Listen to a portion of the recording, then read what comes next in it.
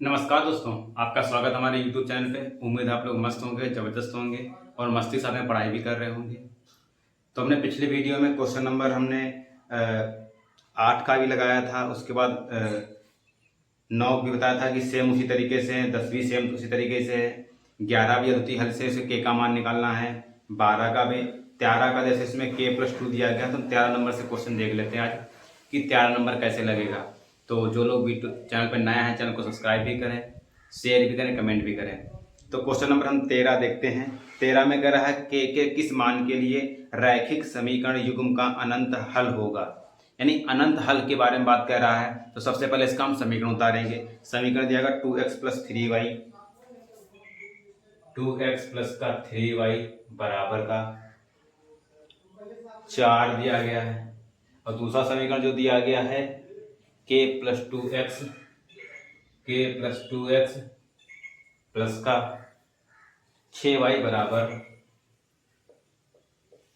2k minus का 2k plus का 4 दिया गया है। अब यहाँ पे k का मान निकालना है और उसने ये भी कहा है कि यह अनंत हल है।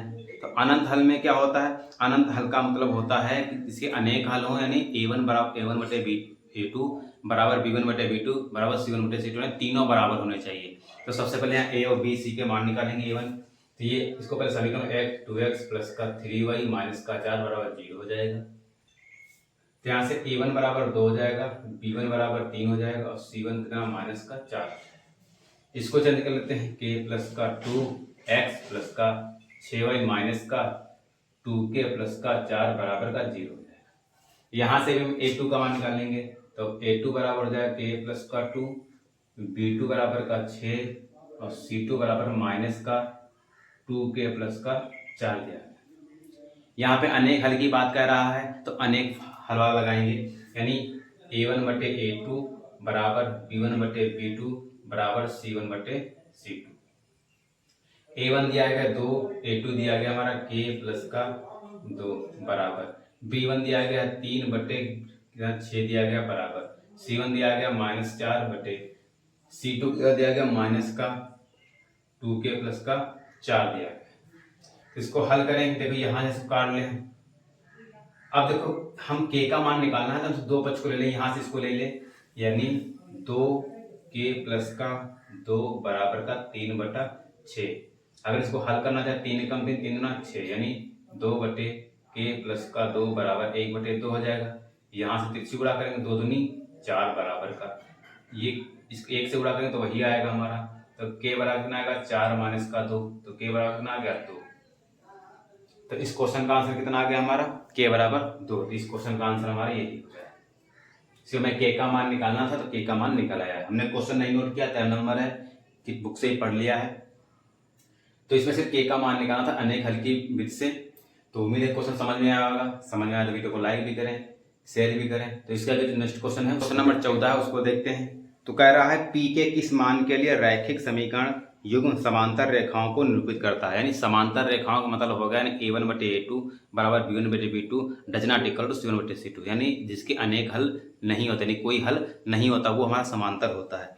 तो पहले इसका समीकरण नोट करते हैं। क्या -x plus P Y, -x plus का पी वाई, फिर दिया गया है -1 बराबर 0। दूसरा हमारा दिया गया है px plus Y, px minus Y -1 बराबर का 0, ये दिया गया है। तो सबसे पहले समीकरण रूप में दिया गया तो सबसे पहले a1 और मान निकालेंगे। तो a1 बराबर माइनस का 1, b1 बराबर प्लस का 1 और c1 बराबर माइनस का 1, a2 बराबर 1, सॉरी a2 बराबर p, यहाँ पे हो जाएगा b1 बराबर p, b2 बराबर का -1 और c2 बराबर का -1। अब यहाँ पे समांतर की बात कर रहा है, इसका मतलब अनेक हल, यानी सॉरी कोई हल नहीं है। तो कोई हल का क्या होता है हमारा a1 बटे a2 बराबर का b1 बटे b2 does not equal to c1 बटे c2, ये होता है। तो a1 का मान 1 हो गया, a2 का मान p बराबर, b1 का मान p बटे b2 का मान -1 बराबर c1 का मान -1 और c2 का मान कितना दिया गया है माइनस का 1, ये कह रहा है यहाँ पर।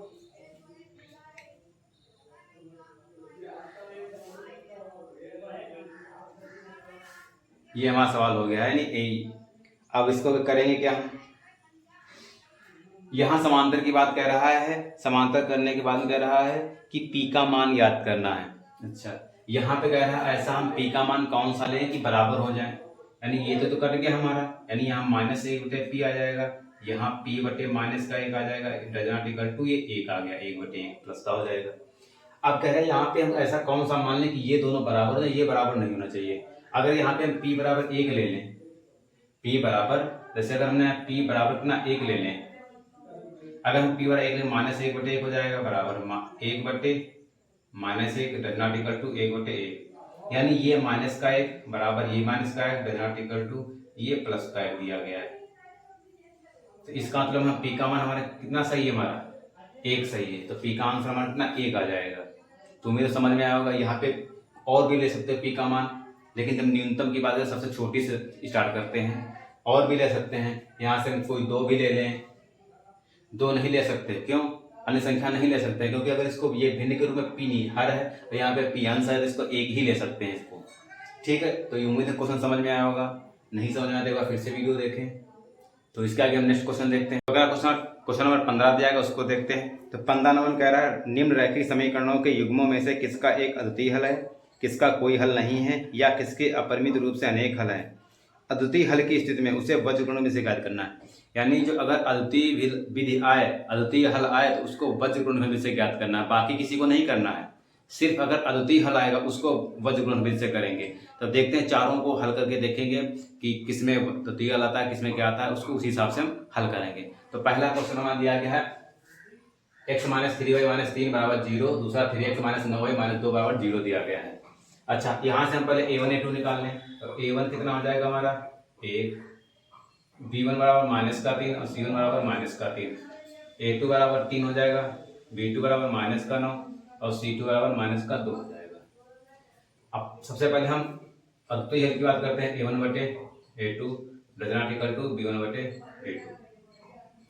तो यहाँ से a1 कितना a हो जाएगा, b2 कितना 3 हो जाएगा, b1 कितना -3 और b2 कितना -9, ये कटेगा 3 कम 3 3 गुना 6, यानी 1/3 बराबर 1/2, डज नॉट इक्वल टू। तो ये तो सही बात है, इसने ये तो उसने सही बात कह दी है कि ये नहीं होना चाहिए, और रियल में नहीं है, जिसका मतलब ये सेटिस्फाई नहीं हो रहा। यानी यहाँ पे उसने जो निकाला है, तो इसका मतलब ये है कि ये अद्वितीय हल नहीं है। वो कहता है कि बराबर नहीं आना चाहिए, तो बराबर आ गया है, बराबर नहीं आया तो इसका मतलब गलत है। अगर बराबर आ जाता तो हमारा अद्वितीय हल होता। ठीक, इसका दूसरा देखते हैं। दूसरा हमारा क्या होता, अनेक हल नहीं है। a2 बटे b1 बटे b2 does not equal to c1 बटे c2। a1 a2 कितना आया था हमारा 1/3 बराबर b1 b2 कितना आया था 1/2 does not equal to c1 कितना है हमारा -3 बटे -2। यानी यहां पर भी क्या है हमारा एक।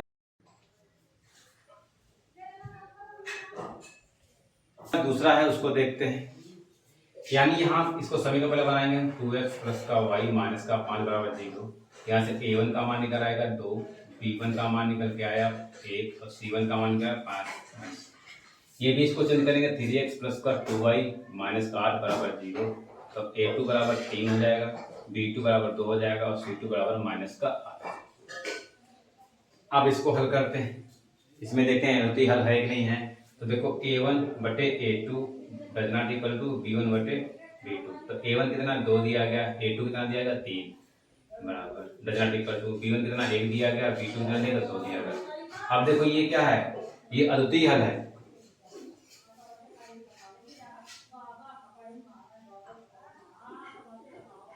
यह अद्वितीय हल है, क्यों, उसने कहा बराबर नहीं आना चाहिए और बराबर भी नहीं आया, जिसका मतलब ये हमारा सेटिस्फाई हो रहा नहीं, अद्वितीय हल नहीं है। अब उसने कंडीशन भी रखी थी कि अद्वितीय हल की स्थिति में उसे वज्रगुण से हल करना है।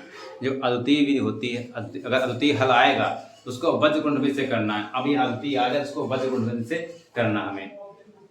अच्छा यहाँ से देखा होगा तो समीकरण क्या होता है हमारा, a1 x plus b1y plus c1 बराबर 0 होता है, a2x प्लस का b2y प्लस का c2 बराबर 0 होता है। अब इसी से हम क्या बनाएंगे, वर्गफलविद का फार्मूला बनाएंगे। तो वर्गफलविद का फार्मूला क्या होता है हमारा, पहले x का निकालेंगे, यानी x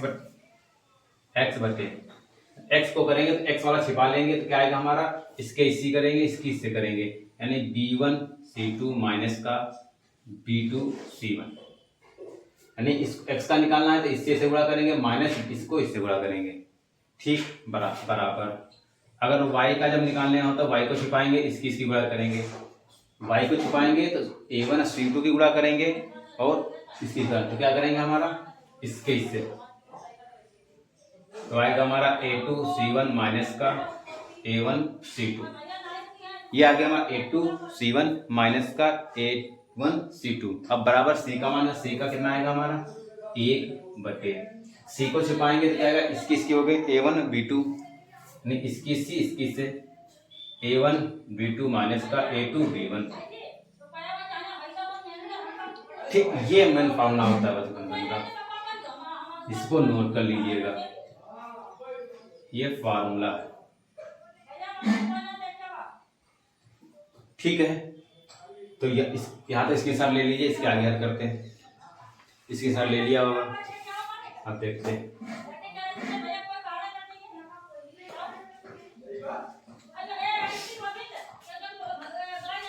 अब यहाँ पे देखते हैं x बटे b1 कितना दिया गया, b1 1 दिया गया है, गुणे c2 कितना दिया गया, c2 हमारा दिया गया माइनस का 8, फिर लगा चिन्ह माइनस का, फिर b2 कितना दिया गया 2 दिया गया है, गुणे c1 कितना दिया गया माइनस का 5 दिया गया, बराबर y बटे a2 कितना दिया गया हमारा, a2 3 दिया गया है, गुणे c1 कितना दिया गया, c1 माइनस का 5 दिया गया, माइनस का, फिर a1 कितना दिया गया 2 दिया गया गुणे, और c2 कितना दिया गया, c2 हमारा दिया गया माइनस का 8 बराबर का 1 बटे a1 कितना दिया गया 2 दिया गया गुणे, b2 कितना दिया गया हमारा 2 माइनस का, a2 कितना दिया गया, a2 हमारा देगा 3 गुणे, फिर b1 कितना दिया गया, b1 हमारा 1, यानी सभी का मान हमने इसमें रख लिया है, ठीक। अब इसको हल करेंगे, x बटे 8 एकम 8 माइनस का,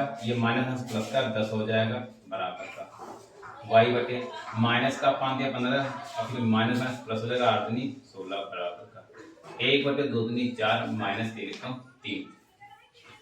इसको और हल करेंगे तो क्या आएगा, x बटे 2 आ जाएगा, बराबर का y बटे 1 आ जाएगा, बराबर का 1 बटे 1 आ जाएगा। अब देखो क्या करेंगे, तो इसके बराबर हम एक बार इसको कर लेंगे, अभी इसके बराबर इसको करेंगे, यानी x बटे 2 बराबर का 1, यानी x बराबर कितना आ गया 2, x बराबर कितना आ गया हमारा 2, x बराबर हमारा कितना आ गया 2 आ गया। अब इसके बराबर करेंगे y1 बटे 1 अगर त्रिशूला करेंगे तो यहाँ भी आएगा y बराबर 1 आ जाएगा।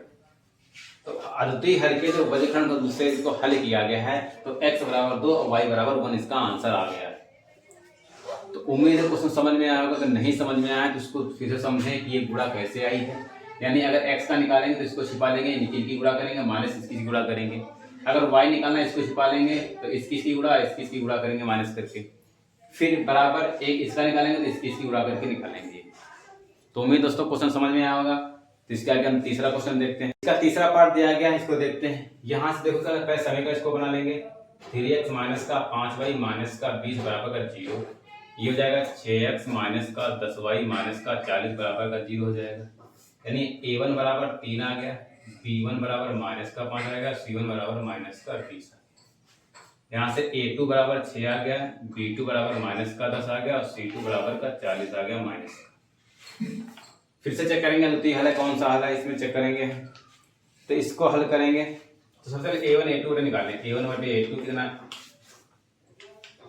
कितना आएगा 3 बटे a2 कितना 6, यानी 3 का 3 6, 1 बटा 2 आ गया a1 a2।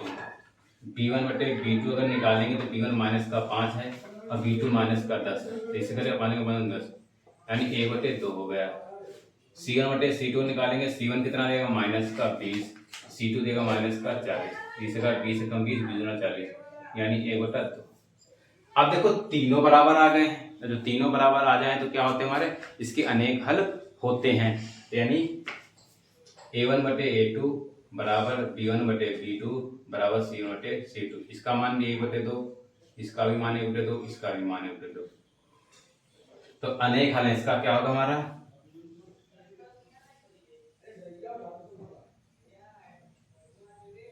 अनेक हल है। ठीक है, समझ आया कि नहीं? इसके क्या होंगे हमारे अनेक हल होंगे। इसके बाद इसका चौथा पार्ट है, उसको तीसरा पार्ट दिया, चौथा पार्ट दिया गया है, उसको देखते हैं। इस समीकरण हमारे पहले से बने हैं, इसका मतलब A1 A2 निकाल लें। A1 बराबर आ जाएगा 1, B1 बराबर माइनस का 3 और C1 बराबर माइनस का 7। A2 बराबर का 3 आ जाएगा, B2 बराबर माइनस का 3 आ जाएगा और C2 बराबर माइनस का 15 आ जाएगा। तो पहले A1 A2 ये सब निकाल लेते हैं। A1 बटे A2 कितना आ जाएगा, 1 बटे 3 आ जाएगा। B1 बटे B2 बराबर कितना आ जाएगा, माइनस का 3 बटे B2 कितना है, माइनस का 3। फिर C1 बटे C2 निकालेंगे, C1 कितना हमारा माइनस का 7 और C2 कितना माइनस का 15।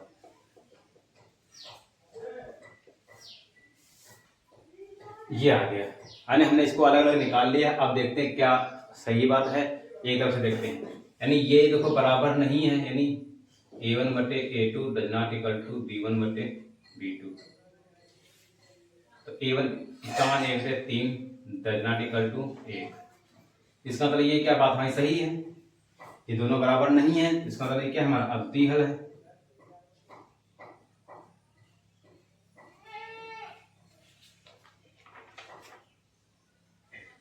ये अद्वितीय हल है। अब इसमें कहा गया कि अद्वितीय हल की स्थिति में वज्रफल में से हल करना है। तो अभी जैसे हमने 2 नंबर सेम कराया, सेम इसी तरीके से हमारा ये चौथा नंबर होगा। तो इसको वज्रफल में से लगाने की कोशिश करिएगा, और अगर नहीं समझ में आता तो हम इसको फिर से करवा देंगे, लेकिन आपको इसको देखना है। जो क्वेश्चन नंबर हमारा 15 का दूसरा पार्ट था, उसको सेम उसी तरीके से करना है जिस तरीके से ये वाला है।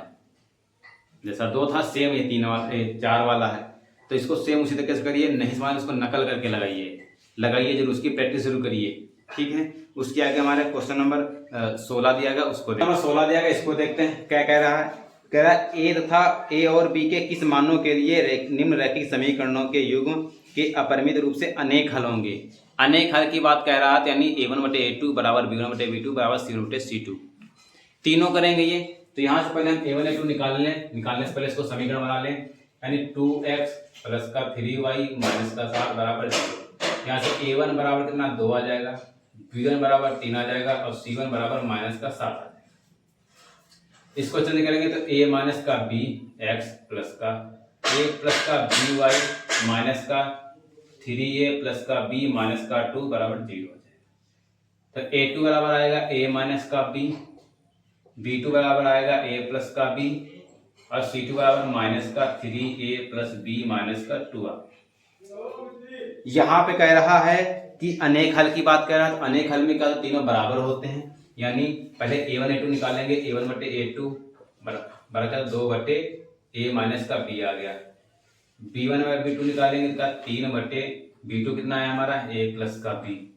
C1 बटे C2 निकालेंगे, C1 माइनस का 7 दिया गया बटे ये देगा माइनस का 3a प्लस का B माइनस का 2 कट गया हमारा, क्या देगा हमारा 7 बटे 3a प्लस का B माइनस का 2 दिया गया।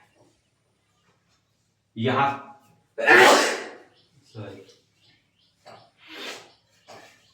अब इसमें अनेक हल की बात कर रहा है, तो यहाँ से करेंगे A1 बटे A2 बराबर B1 बटे B2 बराबर C1 बटे C2 ये दिया गया।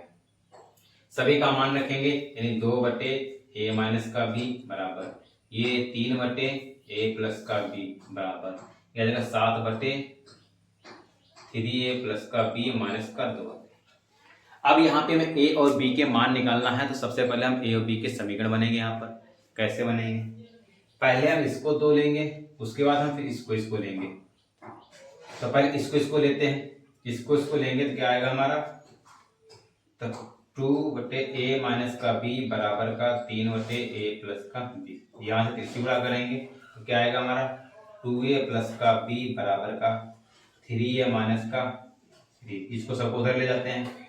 3a माइनस का 3b माइनस का 2a माइनस का b बराबर 0 हो जाएगा। तो यहाँ से बचेगा a, तीनों से a बचेगा, ये माइनस का 2b यहाँ पे होगा, तो ये 5b बराबर 0, समीकरण 1 ने मान लिया इसको। यहाँ तक हमने इसको समीकरण 1 मान लिया। अब देखो इसको लेंगे, यानी 3/a प्लस का b बराबर 7/3a प्लस का b माइनस का 2। यहाँ से तिरछी गुणा करेंगे, इसको करेंगे 3 × 9a प्लस का 3b माइनस 3 × 6 बराबर ये 7a प्लस का 7b हो जाएगा। इसको इधर ले आते हैं सबको, तो 9a प्लस का 3b माइनस का 7a माइनस का 7b बराबर प्लस का 6। इसको इधर ना, ये माइनस को उधर ले जाएंगे तो प्लस का हो जाएगा। 9 में से 7 क्या 2a, ये प्लस का ये माइनस, तो माइनस का 4b बराबर 6। यहाँ से 2 अगर कॉमन ले तो a माइनस का 2b बराबर का 6, 2 एकम 2 3 6, नहीं a माइनस का 2b बराबर का 3, समीकरण 2। समीकरण 1 बन गया, समीकरण 2 बन गया। अब समीकरण 1 और 2 को हल करेंगे। कैसे हल करेंगे यहाँ हल देखते हैं। समीकरण 1 व समीकरण 1 व 2 से, तो समीकरण 1 हमारा दिया गया a माइनस का 5b बराबर का 0, समीकरण 2 दिया गया a माइनस का 2b बराबर का 3। लिखेंगे घटाने पर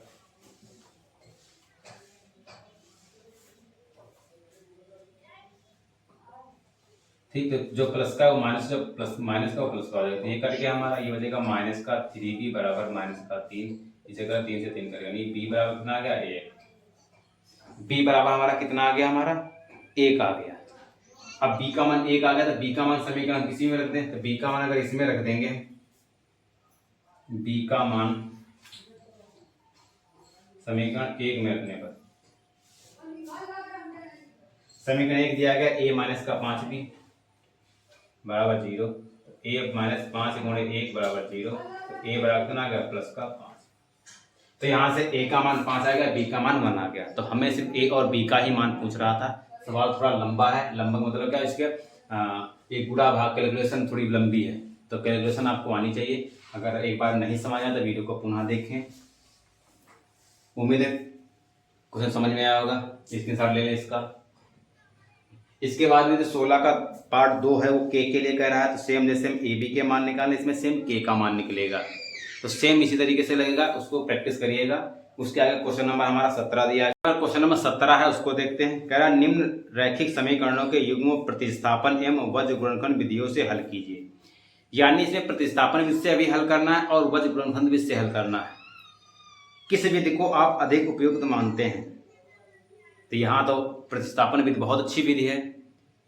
इसके आगे जो हमारे चैप्टर में दिया गया है, इसके जो आगे हैं वो प्रतिस्थापन विधि है और विलोपन विधि है। जब उनको सीख लेंगे हम, विलोपन विधि और प्रतिस्थापन विधि, अभी अगर हम डायरेक्ट आपको समझाएंगे तो शायद नहीं समझ में आएगा। इसके आगे जो प्रश्नावली है, इसके जो उदाहरण हैं इसके आगे, वो हमारे विलोपन विधि और प्रतिस्थापन विधि के ही दिए गए हैं। तो पहले आपको मैं प्रतिस्थापन विधि और विलोपन विधि सिखा दूं, उसके बाद 17 नंबर क्वेश्चन कराऊं, तो कोई प्रॉब्लम तो नहीं होनी चाहिए शायद। अगर ऐसे क्वेश्चन में 17 नंबर करवा रहे हैं तो आपको थोड़ी प्रॉब्लम हो सकती है। जब आपको हम प्रतिस्थापन विधि और विलोपन विधि सिखा देंगे, अच्छे से बताएंगे, तब आपको क्वेश्चन नंबर 17 बहुत सरल लगेगा। तब मैं क्वेश्चन नंबर 17 करा दूंगा उसको। तो अभी मैं इस क्वेश्चन को छोड़ इसलिए रहा हूं क्योंकि आपको प्रतिस्थापन विधि और विलोपन विधि समझा देंगे, वज्र में फिर से डिटेल से समझा देंगे, तब आपको सवाल लगाने में कोई कठिनाई नहीं होगी। अगर ऐसे बताएंगे तो आपको फिर से कहेंगे हमको वज्र विधि नहीं समझ में आई या प्रतिस्थापन विधि नहीं समझ में आई। तो यही एक तरीका है कि जो आगे जो दिया गया है विलोपन विधि और प्रतिस्थापन विधि दिया गया है, उसको पहले हम अच्छे से समझ लें, तब इसको हम क्वेश्चन नंबर 17 करें तो और आसानी से हम लगा सकते हैं। तो क्वेश्चन नंबर हम छोड़ रहे हैं क्योंकि नेक्स्ट वीडियो में जब इसको आगे समझाएंगे प्रतिस्थापन विलोपन विधि, तो उसके माध्यम से इसको समझा दिया जाएगा उसी नेक्स्ट वीडियो में। तो तब तक के लिए रिवीजन करिए, हंसते रहिए, मुस्कुराते रहिए, वीडियो को शेयर भी करें, लाइक भी करें, और जो लोग चैनल पर नए आए हैं चैनल को सब्सक्राइब भी करें। तो मिलते हैं नेक्स्ट वीडियो में नए जोश के साथ, नई उमंग के साथ में। तो तब तक के लिए जय हिंद।